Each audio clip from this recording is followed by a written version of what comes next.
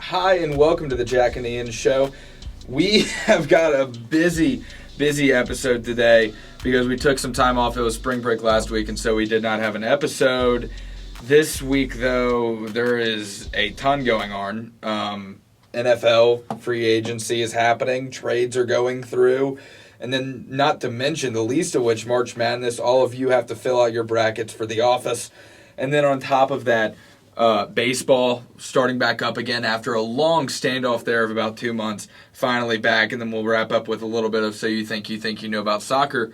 But starting off, there were some major moves in the NFL in the last week or so, not the least of which was Russell Wilson being traded to the Broncos. The Broncos have needed a quarterback really since Peyton Manning.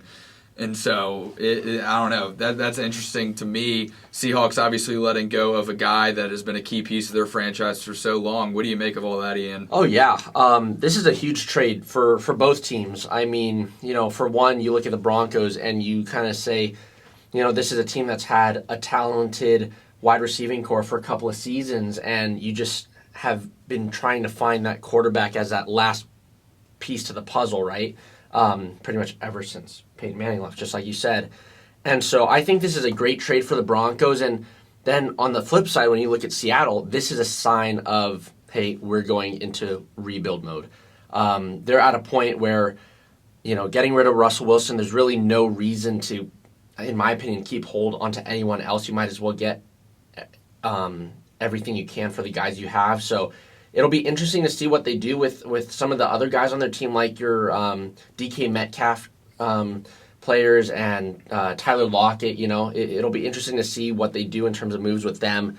But yeah, this is a blockbuster trade, and this trade with for Russell Wilson going to the Broncos. I mean, this just made the AFC West so much more competitive.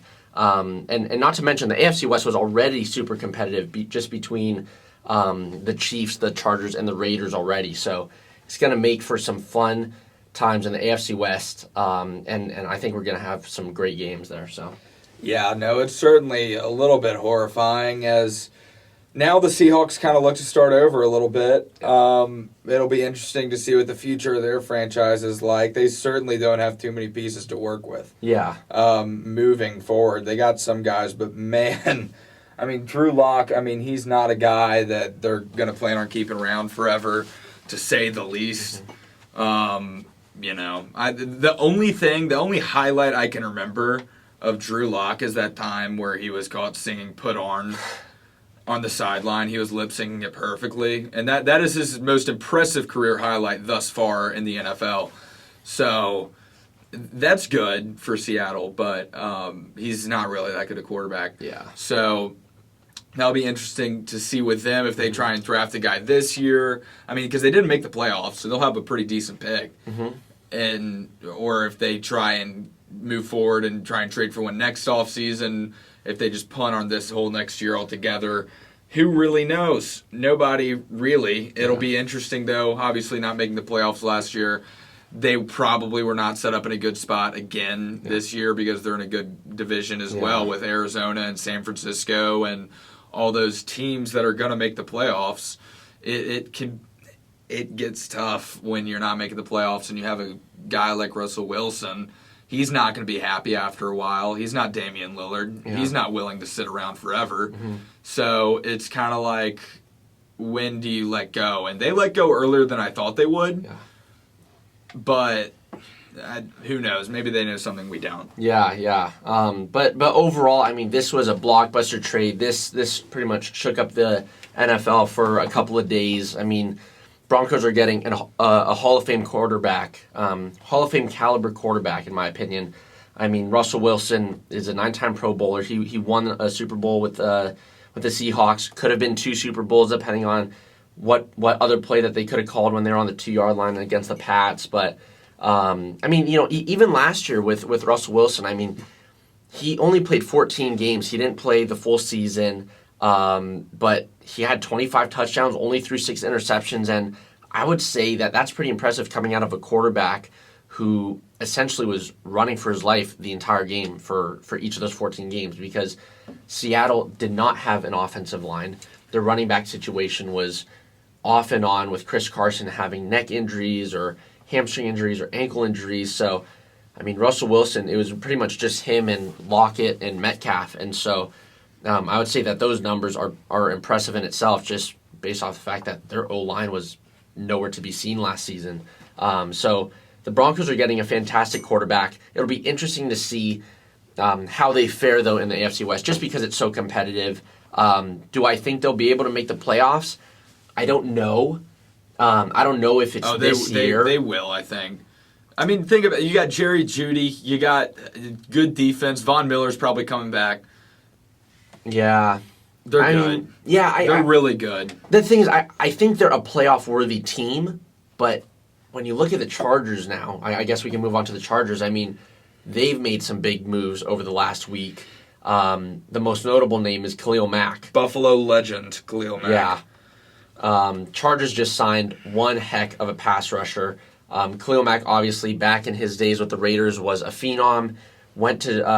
He went to the Bears, played fantastic there. Obviously, last season he didn't play much, 7 games, but he still had 6 sacks within those 7 games that he played last season.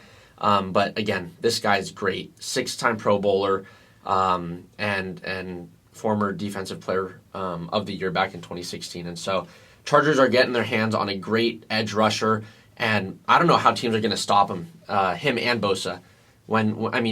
For me at least, just thinking about Joey Bosa, that's a problem within itself. And now the fact that you're going to have Khalil Mack on one side, then Bosa on the other coming at you, you're going to have to really have a strong offensive line to keep those guys away from your quarterback. Yeah. Khalil Mack and Nick Bosa, I mean, we're talking about what a tandem there. I mean, that's the Shaq and Kobe of defensive edge rushers for real. I mean, those guys will come at you. Both those guys are in kind of primes, per se, of their career. Not necessarily like their best year, but they're not young enough, but like to where they have so much ahead of them, but they're also not so young and like old to where they can't do anything. They're slowing down. They should both still be awesome. I'm looking forward to the Chargers next year. I think they are already a team that I could easily see winning the Super Bowl.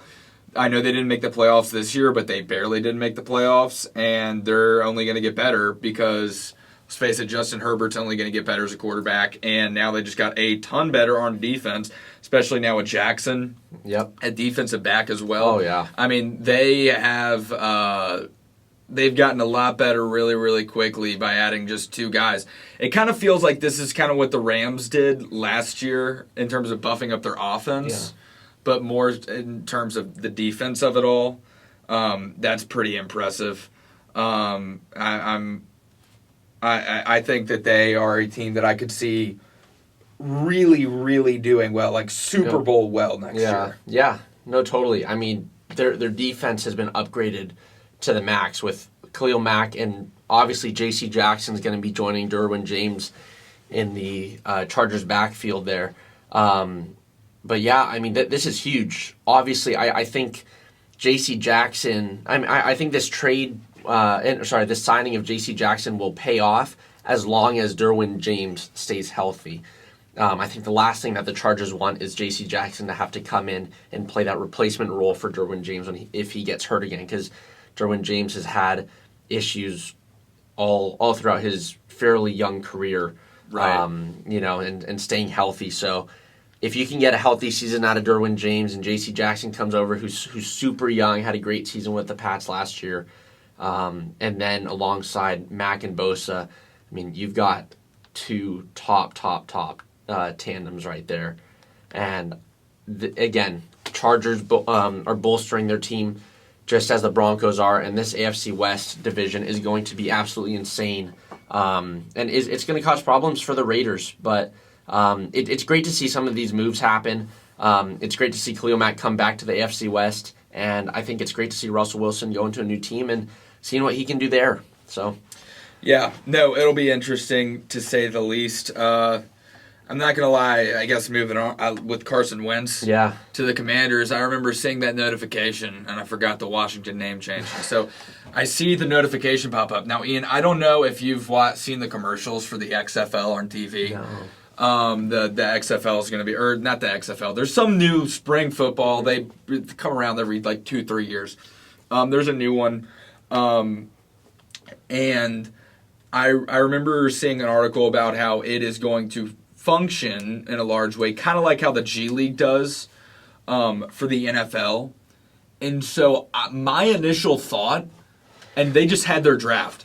My initial thought was that Carson Wentz was traded to one of those teams. Because it said Carson Wentz to Commanders. Yeah. That sounds like a fake team that was just made up like a year ago. That's in like San Antonio or something. I think that was the AAF team, San Antonio, the San Antonio Commanders. I sincerely thought he got traded to a G League team, basically. I'm not kidding. I didn't know what to think in the moment. I was like, this is something to dive into. Mm-hmm. I was like, this is like the first, this is history. Yeah. Carson Wentz just got traded to a non-NFL team. And I thought that was amazing until I realized that it was actually just the Washington Commanders, formerly the Washington football team. Yep. And then I realized he might as well have been traded to a G League team because he's in Washington. Yeah. And so they're going to suck anyways, just as much, and it doesn't matter.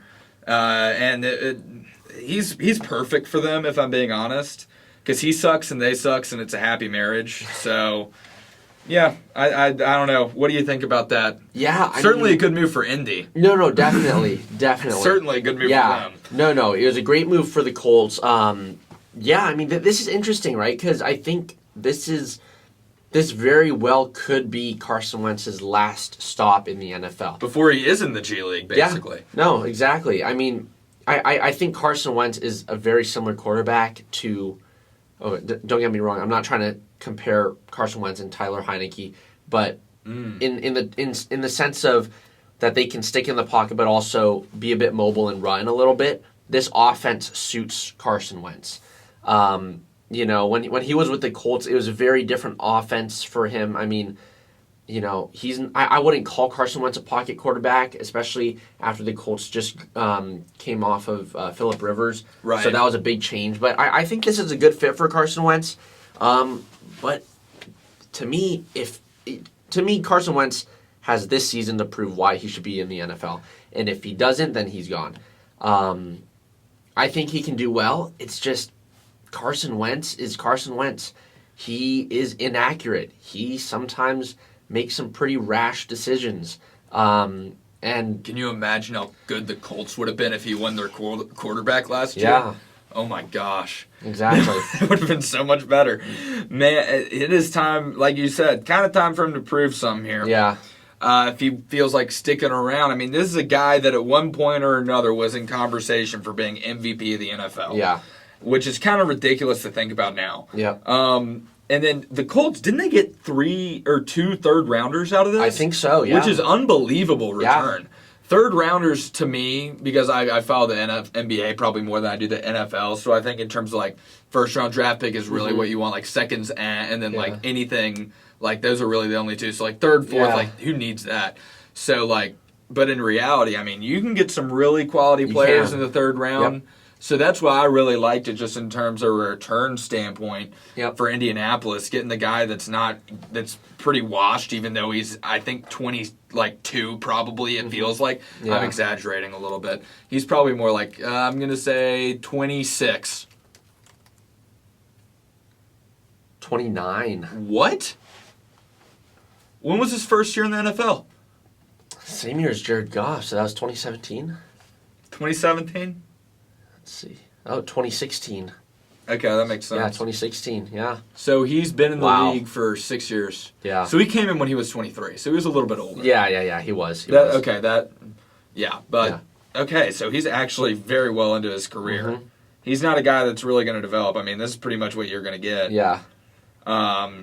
Man, you kind of hate to see it with him. Another guy kind of like that, Mitch Trubisky, went to the Steelers. Yeah. The battle between him and Mason Rudolph, one of the saddest quarterback battles in recent memory, will take place this offseason as Mitch Trubisky and Mason Rudolph battle it out to win 5 games on the Steelers next year. Yep. It's going to be a real exciting one. Very. I will say, this feels like a pretty lateral move from last year, Ben Roethlisberger. Yeah. I'm not going to lie. No, it does. I definitely agree with you there. To be honest, I was thinking about Trubisky, and I'm like, I don't know what team suits him. And honestly, until I saw the trade, it never even actually came into my mind that, oh, you know what, Trubisky could go to the Steelers. Yeah.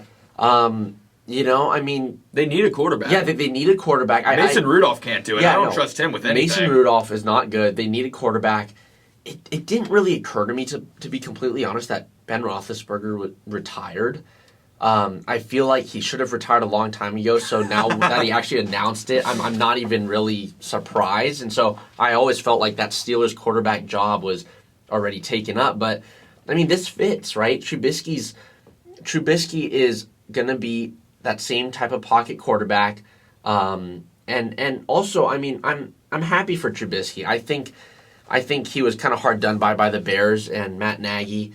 I think, they kind of need to give him another chance. That he needs another chance in the NFL. Obviously, he was with the Bills last year, and he came in a couple times, and he actually played all right. So I think this is a good move for both for both the Steelers and Mitchell Trubisky, and I really wish him all the best. I mean, I feel like this guy's been a bit of a waste of talent. I do too. I mean, looking back at his career with the Bears, at the time it didn't seem good, but now it seems like the problem was more Matt Nagy than Trubisky at all. Exactly. So, I mean, we'll see this year. It'll give him a good chance to prove how good he is. Now, a guy that does not need to prove how good he is Tom Brady, and he is back in the NFL, and that was insane. I kind of forgot that was a thing. I mean, I knew he was done, but I forgot the discussion of will he come back or not. Yeah. It felt like right when that popped out of my mind, that's when he was I'm back. I don't know if you saw the stuff with Ronaldo or whatever. I did. Where he told him, one more year. Yeah. Where people kind of got a little bit of a video of that from the night before that was announced. Video, if you have not seen it, was Tom Brady went to the game, basically. He went to a soccer game. Cristiano Ronaldo, probably, I don't know how I just butchered that name or whatever. Oh my gosh. That's why soccer segment is not mine. Ronaldo and Tom Brady had a conversation.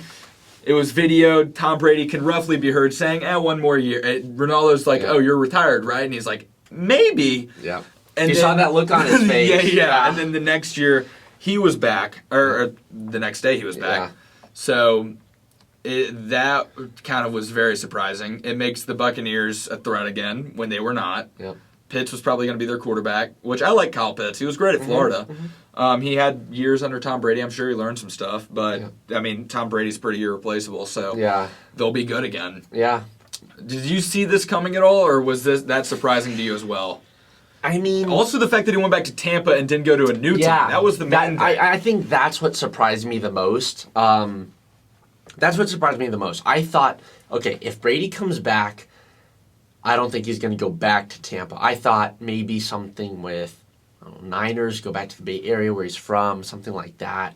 But I didn't think he'd go back to the Bucs. But obviously, they were talking this entire time.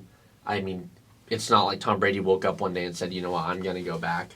Mm-hmm. I think, it seems like they've been conversing about this between Bruce Arians, the owners, and Brady. And so, I mean, obviously, I think it's a great move for the Bucs. They needed that. I mean, the fact that they nearly went from Tom Brady to Blaine Gabbert as their starting quarterback or possibly trading for another quarterback would have been terrible for them in terms of the type of players that they have, the defense that they have, the offensive firepower that they have. So, no, I think this is great. And again, though, I can't say I didn't expect Tom Brady to come out of retirement, but I guess going back to the Bucs was the surprise. I thought a team would try to go bring him out of retirement, but bring him to their team as opposed to just going back. So that's what I thought, I think, too.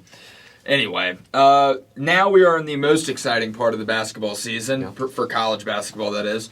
It's March, which is when people start caring about college basketball because now it matters. I watched a ton of college basketball this past week due to the conference tournaments, just all of them in general. I think they're insanely entertaining, teams fighting for an automatic bid if you win the conference tournament. And now it is about time for March Madness starting later this week, and that'll carry on for the next 3 weeks, so we will continue our discussion for that. But going into it, I thought I'd give some tips to look out for as you're looking to fill out your bracket coming up. I kind of got 3 tips. 2 of them kind of go together. The first of which is you want a team that has a top 40 offense.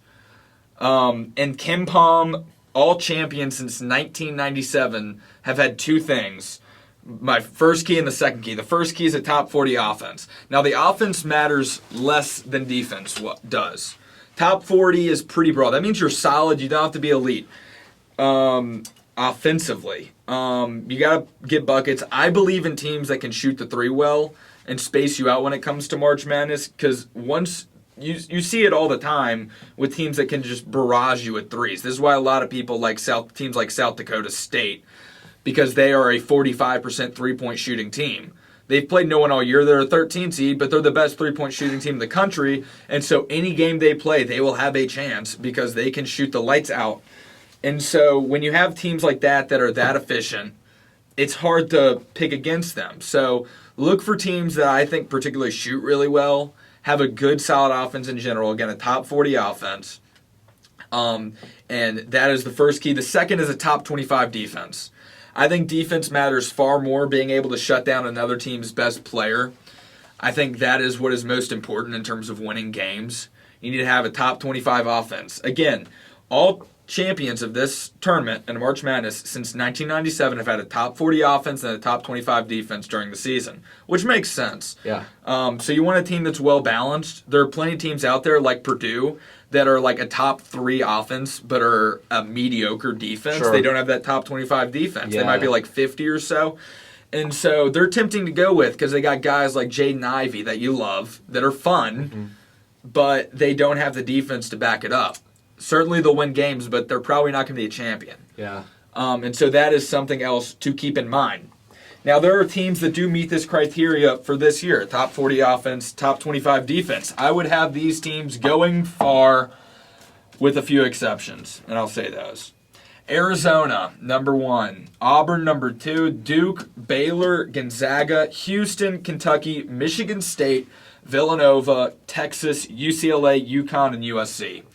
All those teams have a top 40 offense, top 25 defense, and so I would bet my money on one of those to win it.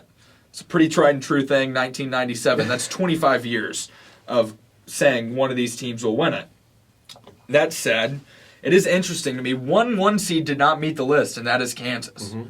This is a team that we've been relatively familiar with throughout the season. We've watched them play. 3 games in 9 days. Yes. Yep. They are a great offense. They're, I think, 6th in the country in terms of offensive efficiency.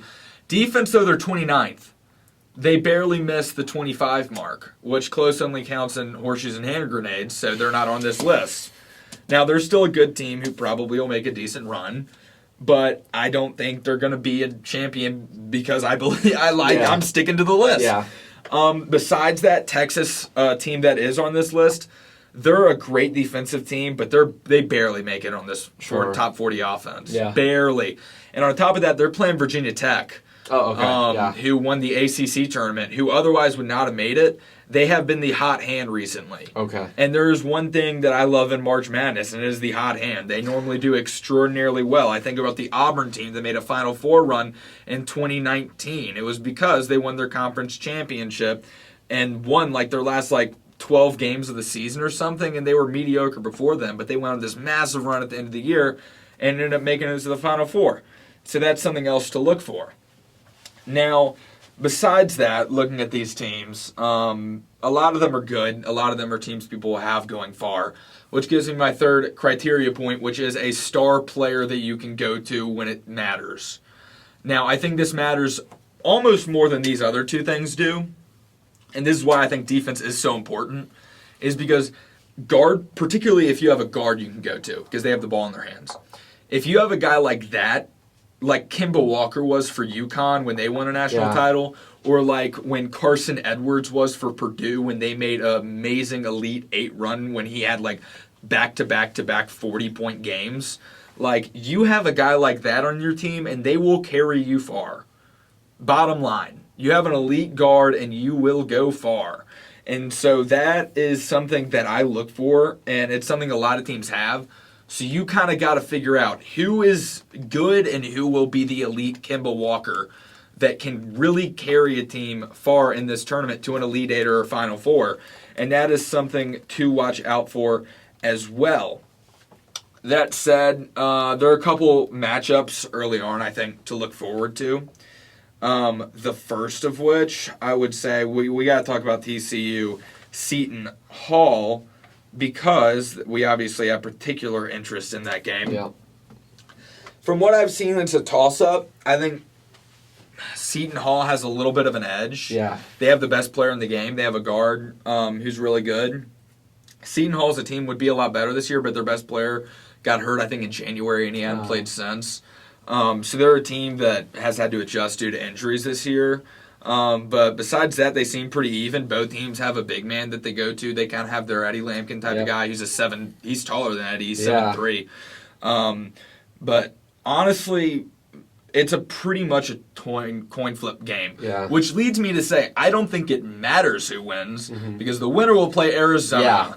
Yeah. So no, exactly. Really, it's just trivial to even talk about this. Like, obviously, I want TCU to win. Yeah. But really making round of 32 it's impressive, but it's not like they're going to make some Sweet 16 Elite 8 run.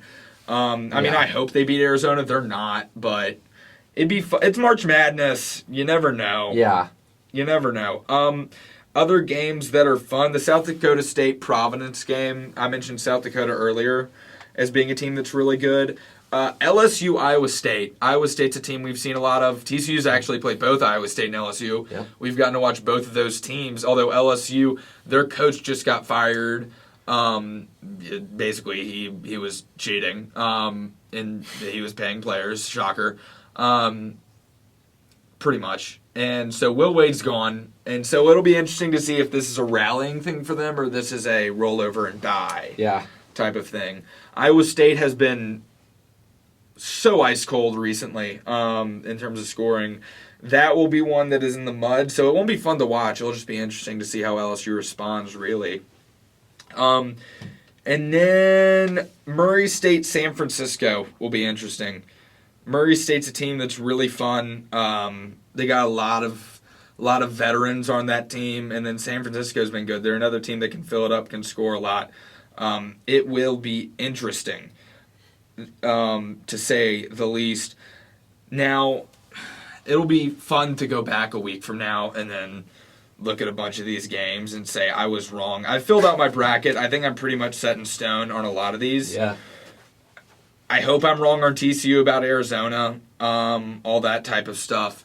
But for the most part, and this is the crazy thing about this March Madness, I was listening to, I forget what it is. It's like Bayless. I'll look it up. I was just listening to it. Bald Men on Campus. It's a college basketball podcast that ESPN does. I was listening to that. They broke down each region, and they said this is the first year they can remember in more than a decade probably where they don't have a strong feeling about like 2 or 3 teams. Like, they're definitely going for it. Yeah. There's no definites in this tournament, which is what makes it insane. There are a lot of very good teams, but there's no team that is really jumps out at you, really like Baylor and Gonzaga did last year, the 2 teams that made it all the way. Yeah. So, I don't know. Have you made a bracket yet, Ian? I have not. So the thing is that I made half of my bracket, and that was about 2 nights ago, and I was just super tired, and I said, you know what? I'll just do this before it starts. Yeah, you got time. I still haven't done it yet. I'm pretty sure I know what picks I'm gonna make. I almost went through the entire darn thing, but I was too tired to actually finish it, to be completely honest. But I mean, it sounds like March Madness this year is going to be extremely exciting, as it is every year. But just like Jack was saying, you know, the fact that there's not a couple of those teams that are really locks for going deep into this tournament, I think it just makes it that much more enticing and exciting to see what could happen, right? Yeah. I mean, you know, in terms of TCU, right, we would love for TCU to go far, but the matter of the fact is that even if you beat Seton Hall, you're playing Arizona. Yeah. And that's going to be tough. Obviously, we would love to see our TCU guys go far. They should be proud of getting into March Madness to begin with. They had some pretty big statement wins during the Big 12 season, at the back end of the Big 12 season. But yeah, I mean, just overall though, it seems like March Madness this year is going to be quite exciting. So Yeah, no, I think so as well. Now, I've filled mine out, so I might as well just say my final four here. That way, I hope I'm right about this. Yeah. Right now, and this is subject to change before Thursday, I've already changed it like 50 billion times. I'm not even kidding. I've changed it a lot. Right now, I have Gonzaga, Purdue, Villanova, and Auburn in the Final Four.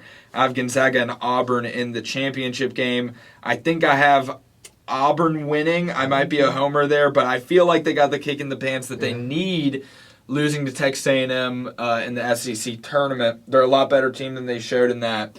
They're a team that will have the best player on almost any game they play with Jabari Smith. They have elite guard play. They can shoot threes. They play free. They play fast. They play good defense. They're a team that is armed, that checks the boxes of top 40 offense, top 25 defense. Yep. I believe in that team, and then I have them beating Gonzaga in the championship. So they're another team, honestly, that was on that list. Purdue is my one Final Four team that was not top 40, top 25, but like I said, they're like the third best offensive team in the country. Yeah. And they got guys like Jaden Ivey who can absolutely kill you as individual players as well. Sure. So I could see them doing well because they'll be hard to stop defensively. Yeah. But that's what I have for the elite, not Elite Eight, for March Madness in general. It should be fun to watch. We'll come back next week and talk about it some more, I am sure. Definitely. But for now, it's time to move on to some baseball. Yeah. We can finally say it Exactly. after months of waiting for just stupid stuff to happen. Finally, transactions can occur in what has happened so far. Yeah, so as everyone knows, or hopefully as most people know, last week the MLBPA, the Players Association, and the MLB owners finally agreed on a new CBA agreement, which means that the lockout, the 99-day lockout of the MLB came to an end and transactions in spring training could officially begin. What's funny is that this lockout of 99 days lasted longer than Tom Brady's retirement of 40 days. And just for a couple things to be changed. I'm just going to quickly run through some of the biggest headlines of the CBA agreement. One of the changes is that there is now going to be a 12-team postseason. This is something that the MLB owners have been pushing for quite a while, which is an expanded postseason. With 12 teams now instead of 10, it just makes it easier for teams to get into the playoffs. And this is really, I guess you could say, it's really a move for the business side of baseball as opposed to the game, because when teams get into the postseason, it's actually the owners that make the majority of the money as opposed to the players. The players only get a fraction. And so obviously if you add two more postseason spots, the owners are going to want that, because if you get your team into the postseason, then you will have for sure made profit. And so, well, it's like the NFL why they did it. Exactly. Exact same reasoning why they went from 6 to 7. More games, more revenue. Totally. So that's one new thing.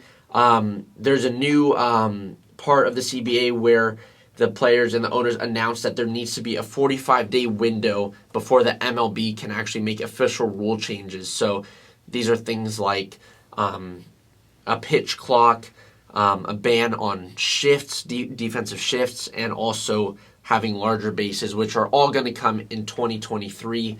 But this is essentially just there so that the MLB can't come up with rules mid-season like they did last year in terms of having any substances on your hands when pitching.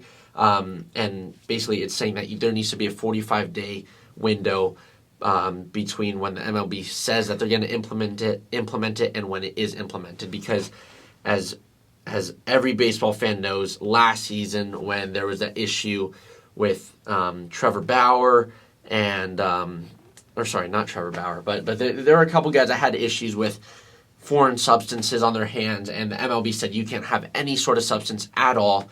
That really shook things up, and players got injured out of that, and so this is great for the game because it takes some of the rule changing slightly out of the hands of the MLB just to do whatever they want, and it allows teams and players to actually get used to these new rule changes and not like, okay, mid series between the A's and the Rangers.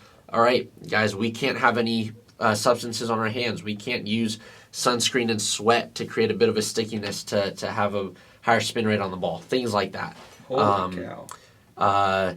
There's also a universal DH. This obviously was already this was already agreed upon much earlier, but the universal DH, that just adds to the offensive style of baseball. It's taking away, in my opinion, from the true game of having pitchers hit and the art of hitting, and it's just making the game so much more offensive. Then lastly, there's a couple of things. There's a draft lottery of 6 teams that's going to be implemented. This is in hopes of discouraging tanking. Next, there's going to be a limited number of times a player can be optioned to the minor leagues in one season. And lastly, draft pick inducements are going to be there to discourage service time manipulation. Those are some of the biggest headlines in terms of that new CBA agreement that was decided upon about a week and a half ago. And again, since that agreement's gone into place, there have been moves all over the place throughout the MLB. The stove has been hot, and so I'm going to run you guys just through a couple of teams that have made some moves, some pretty big moves. And so first off, I do want to start out with the Seattle Mariners. The Seattle Mariners are a team that last season started off really slow, but they were a back end they're a back end season team. They really started to play great baseball towards that end of the season. They came in second in the AL West, behind the Astros and above the Oakland Athletics.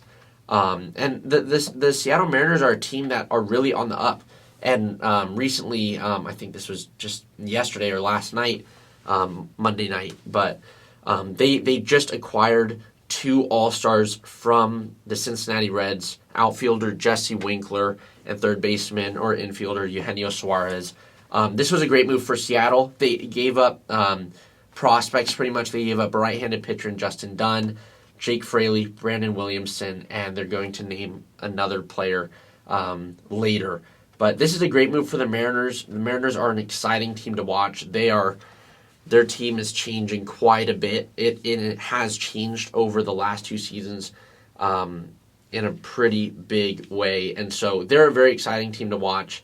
The Seattle Mariners and other teams in that AFC West, just like the Rangers, just like the Angels and the Astros, everybody but the Oakland A's are exciting to watch in that division. So this was a great acquisition by the Mariners, and I think it's in the best interest of the Reds to kind of make this trade, because there's a time when you kind of have to get rid of these 2 guys, Eugenio Suarez and Jesse Winkler, and honestly, just like how we talked about earlier in the NFL, how it was a sign for the Seahawks that they're going to rebuild, this is a sign for the Reds that they're going to rebuild as well.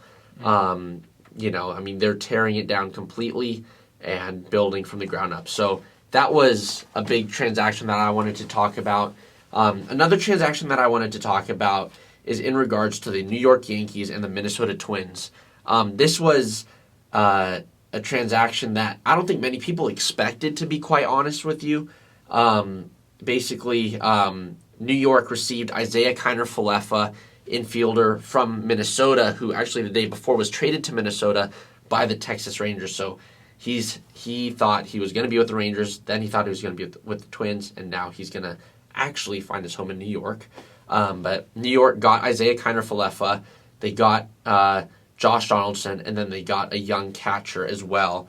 And on the flip side, Minnesota acquired Gio Urshela and Gary Sanchez, and I think these are good moves for New York. I mean, I wouldn't say it's anything huge, because, Gary Sanchez was a big thing a couple years ago, but he's clearly shown that he's got some work to do offensively.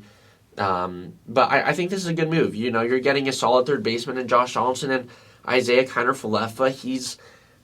This may not be it may not be a compliment to him, but being a utility player is great. Having someone that you can play in multiple positions should people get injured is fantastic. That means you're going to be needed heavily by whichever team you're going to be going to. So I think that was a really interesting trade that happened. Again, an unexpected trade, to say the least. And then lastly, I wanted to talk about the Oakland Athletics. Just like the Cincinnati Reds, the A's are in a complete and utter rebuild, even more than the Cincinnati Reds. The A's, this is their same recycled process that they go through every couple of seasons when players' contracts start to end and their owner doesn't want to reach into his pockets and actually pay these guys. So what they do instead is that they get rid of some of these big all-star players, and in return they want prospects. So in terms of everything that's happened, I'm just going to run you guys through what the A's, who the A's have gotten rid of. So they got rid of Mark Canha because he was a free agent. He and Starling Marte were both free agents. They both went to the Mets. Chris Bassett was just signed by the Mets. Matt Olson, the A's got rid of Matt Olson, All-Star and Gold Glove first baseman. He signed a deal with the Braves. We got rid of Jake Diekman and Josh Harrison, and pretty soon, it should be expected that the A's are going to also get rid of Matt Chapman, who's a Gold Glove third baseman, along with Sean Manaea and Frankie Montas, two starting pitchers for the Athletics there. And yeah, I mean, this is a complete rebuild. This is a time where the A's are not going to offer up big contracts. I mean, the A's have never been a team to really offer big contracts to any players. Really nothing more than 3-4 years at the max. And really the biggest transaction that's come out over the last day was the Matt Olson to the Atlanta Braves. Obviously, for me as an A's fan, I was extremely sad yesterday. I was depressed as depressed could get yesterday after seeing Matt Olson got traded. I mean, y'all have the second lowest payroll in the league for a reason. Yeah, no, exactly. I mean, so yeah, we got rid of Olson. We got an absolute haul though for Olson. We got the Braves' 1st, 2nd, 6th, and 14th ranked prospects, which is huge. Don't get me wrong, that is amazing. But, and this is a big but, those 4 prospects are coming to a team that like to elevate these prospects' games, get them into the majors, get them to be solid players, and then when their contracts run out, instead of paying them because they did so well and the fact that they want to keep them, no, they say, you know what, we can't afford to keep you, and so we're going to ship you off. And Matt Olson was just like one of these prospects back in 2017. So approximately 4, 5, 6 years from now, I expect each of these guys to be gone and well on their way to playing for different teams, if I'm being completely honest. Again, don't get me wrong, this is a huge haul, and the A's can get something back, but knowing the A's ownership, knowing that the A's have an old, terrible, deteriorated stadium, no one's going to want to come and play there. And so pretty much until the A's get a new stadium or the organization is handed off to a new set of owners, you know, this trade, in my opinion, means nothing, because at the end of the day, these are prospects who have potential and are all one injury away from being nothing. So, all right, we have a little bit of news. Otherwise, I just saw this actually very crazy. So far in the Brooklyn-Orlando game, it's currently halftime. Wendell Carter Jr. has a whole 16 points. But to match him on the other side for the Brooklyn Nets, Kyrie Irving has 41 at halftime. Which is impressive, meaning he is on pace right now to break 80 in a game. I would expect him to at least break 60, assuming he can score 19 and a half against Orlando. I think anybody should be able to do that. Orlando's not good. So, yeah, that's just wild. We can keep going through like normal. I just want that needed to be addressed. You're good. No, totally. Because I saw that pop up on my phone. I was like, I thought 41 in a game was what it was. Yeah. Halftime. It was only half. Like, oh my gosh. Yeah, that's like career highs for good players. Yeah.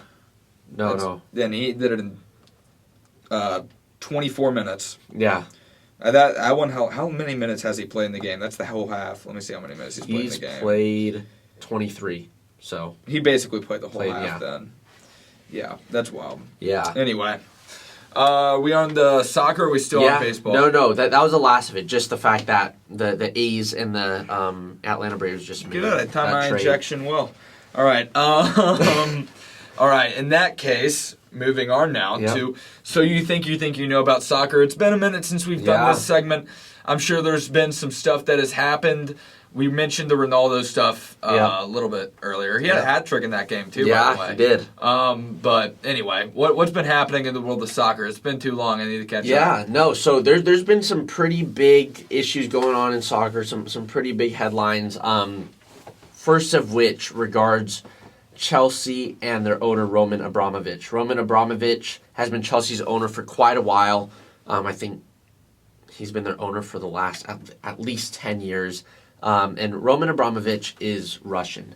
So, with all the sanctions going around the world due to the high tensions between Russia and Ukraine, Roman Abramovich was sanctioned by the UK government, and now, just as recent as today, by the European Union. He now has to give up control of Chelsea to the UK government. So right now, Chelsea's in a bit of a limbo in terms of who their owners are going to be. There's many bidders, but people are going to have to be bidding maybe 3.54 billion for this team. There's a lot of people. Yeah, there's a lot. I might get in on that action. Yeah. Will you? I might. You'll reach deep in your pockets. Yeah, I can go to the bank, get a nice loan. Yeah, Go so buy Chelsea. Yeah, but Chelsea is on the trade block. It sounds weird to say that a team is on. I guess not the trade block, but they're looking for new owners. And right now, because Roman Abramovich has been sanctioned by the UK government and the European Union, there have been some things that have happened with Chelsea as a result of this. So, a couple things that have taken place as a result of the sanctions include the fact that ticket sales to future home and away games, to future home and away fans are now prohibited for the rest of the season. Season tickets are still valid, so fans that have season tickets are still able to go.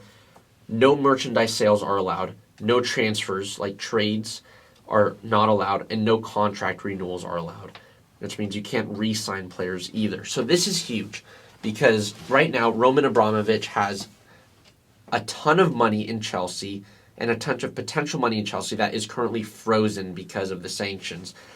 So now he's having trouble giving up the team to the UK government, who essentially would then just hand it off to a new owner once Chelsea figure out who that is.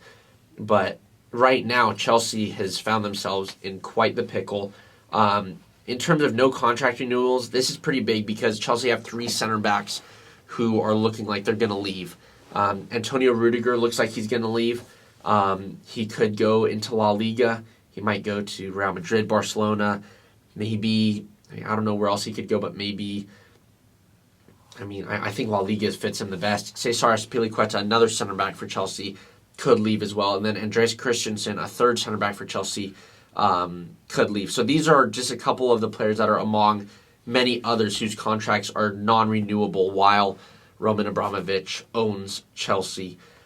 So this is huge. Obviously, no one likes to see that a team has to go through this, but what's going on in the world between Ukraine and Russia is of much more importance than owning a soccer franchise. And if this means that Roman Abramovich will take his hands off of Chelsea, then so be it. But ultimately, Roman Abramovich has been Chelsea's best owner ever. He's a great owner, not just in terms of the business side of things, but also in terms of the game. He is someone that understands the game and understands what an owner needs to do. It's not just a simple businessman going into a sport he doesn't know anything about and trying to do things. So it's sad to see because he's built this football club, and he has to give it up.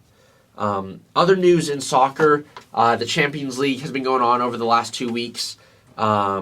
Last week, PSG was knocked out of the Champions League to Real Madrid. PSG originally had a 1-goal lead in aggregate, but when they went back to Spain and played the second leg, Karim Benzema for Real Madrid led the comeback. He had a hat-trick in the second half, and he helped Madrid win 3-2 over PSG. And so this was a huge leg. PSG seemed like they were one of the favorites to win, obviously with Messi, Neymar, and Mbappe leading them in the front. But this is also interesting because Kylian Mbappe is looking to leave PSG in the summer, and the number one team that he's interested in is Real Madrid, who he was just beat by. So this is really interesting because now Madrid are in an interesting spot because they need to bring in players. Karim Benzema, I think, if I'm not mistaken, he's 36, either 34 or 36. And Luka Modric is pretty old as well. He's 36 or 37. So as Real Madrid is getting older, the ownership needs to figure out who they want to bring in and who they need to get rid of. Right. And so I think this would be a great scenario for Madrid to go after Kylian Mbappe and have that French connection between him and Benzema up top. Or they can decide and go with a new midfield where they could bring in someone like a Paul Pogba.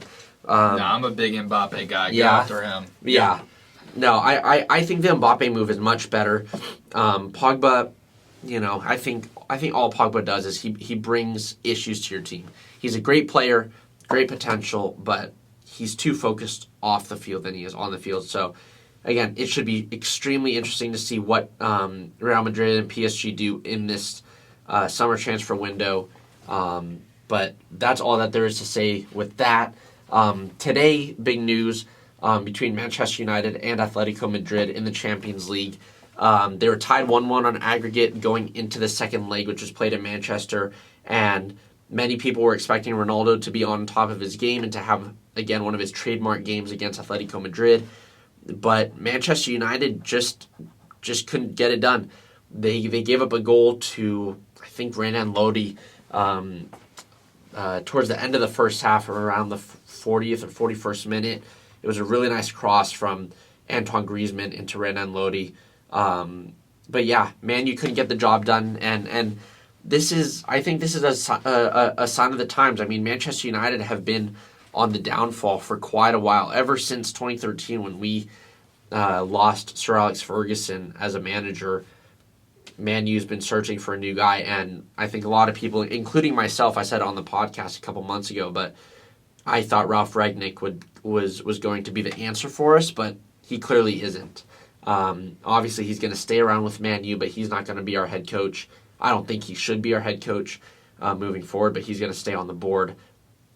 But this is just a sign of the times. I mean, it's interesting because PSG was knocked out and Man United, which means two of the best players in the world for the last 2 decades, essentially, are now no longer in the world's most coveted soccer competition, which is the Champions League. Messi's not there and Ronaldo's not there. And this is something that we haven't seen for a while. Obviously, last year they were both knocked out, but it's just it's unimaginable, and it's just, again, a sign of the times that, look, these guys' careers are coming to an end. And, as sad as that is, that's just kind of how things roll, and obviously there's new players like your Kylian Mbappes, like your Vinicius Juniors that are coming up and hopefully are going to step into those shoes and fill those shoes for soccer fans all around the world. Right. But that was it for Champions League. And then one last thing, we're not going to talk much about this at all, but Erling Haaland from Borussia Dortmund